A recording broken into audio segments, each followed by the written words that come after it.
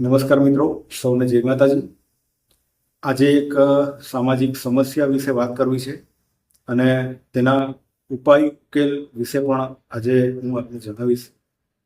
મિત્રો, દરેક સમાજની અંદર અત્યારે દીકરા દીકરીઓના લગ્નની ખૂબ મોટી સમસ્યા સર્જાઈ રહેલી છે. દીકરા કે દીકરી ઉંમરલાયક થયા હોય, ભણેલા ગણેલા હોય, વેલસેટ ફેમિલી પણ હોય, છતાં ઘણા બધા પરિવારોને પોતાના દીકરા દીકરી માટે યોગ્ય જગ્યા મળતી નથી. તો આનું શું કારણ છે? આનું એક જ કારણ છે કે પહેલાં દરેક સમાજના લોકો ગામડામાં રહેતા હતા. અત્યારે માહોલ એવો છે કે ગામડાઓ ખાલી થઈ રહ્યા છે અને લોકો નગર કે શહેરની અંદર આવીને વસી ગયા છે. નોકરી ધંધા અર્થે, બાળકોને ભણાવવા માટે કે બીજા અન્ય કોઈ પણ કારણસર લોકો ગામડું છોડીને શહેરમાં વસવાટ કરી રહ્યા છે, જેના કારણે લોકોનો લોકસંપર્ક ઘટી ગયો છે.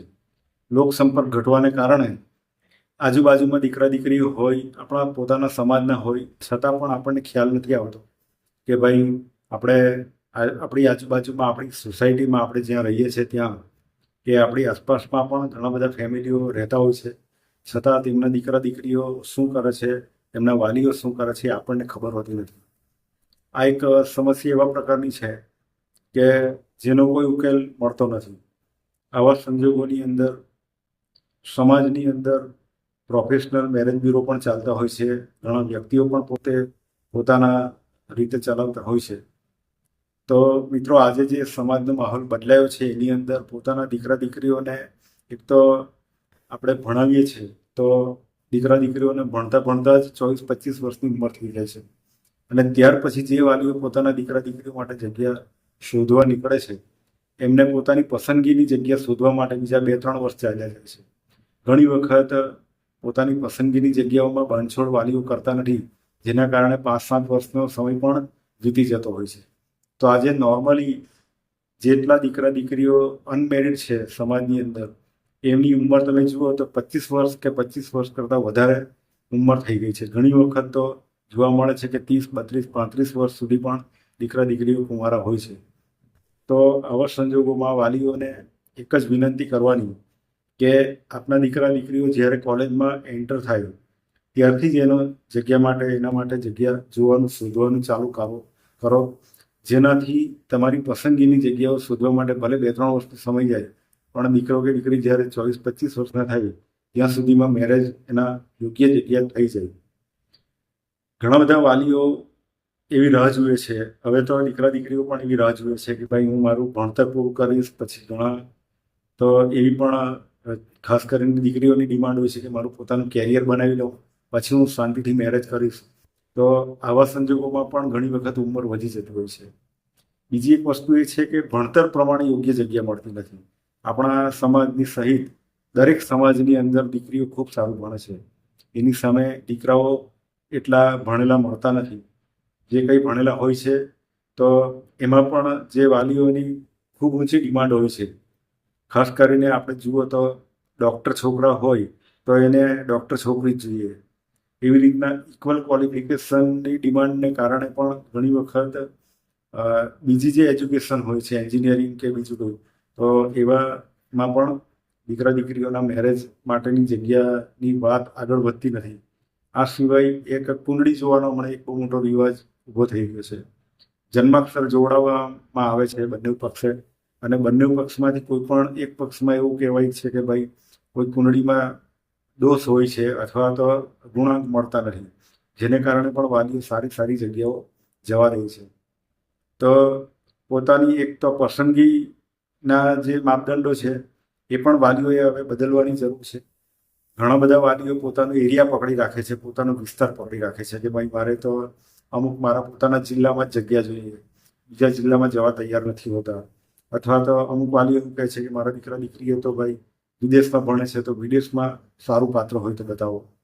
તો આવા સંજોગોની અંદર પણ એવા પાત્રો નહીં મળવાને કારણે એ સમય પસાર થતો હોય છે અને સારી જગ્યા હોવા છતાં પોતાના ભારતની અંદર કે ગુજરાતની અંદર એ લોકો જગ્યા જોતા નથી, શોધતા નથી, જેને કારણે પણ મેરેજ કરવામાં ડીલે થાય છે. એક તરફ વાલીઓ ને પણ ઘણી બધી મૂંઝવણ થાય છે કે ભાઈ મારા દીકરા દીકરી ઉંમરલાયક થયા તો એના માટે જગ્યા નથી મળતી. અને બીજી તરફ તમે જુઓ તો દરેક સમાજની અંદર ડાયવોર્સનું પ્રમાણ પણ એટલું જ ઝડપમાં વધી રહ્યું છે. લોકોની અંદર સમજણ શક્તિ, સહન શક્તિ અને અન્ડરસ્ટેન્ડિંગનો અભાવ જોવા મળે છે. ઘણા બધા મેરેજ તો તમને 6 મહિનામાં, 1 વર્ષમાં, 2 વર્ષમાં, 5 વર્ષની અંદર ઘણા બધા ડાયવોર્સના કેસ ધીમે ધીમે દરેક સમાજમાં વધી રહ્યા છે. તો આ પણ એક બહુ મોટો ચિંતાનો વિષય છે.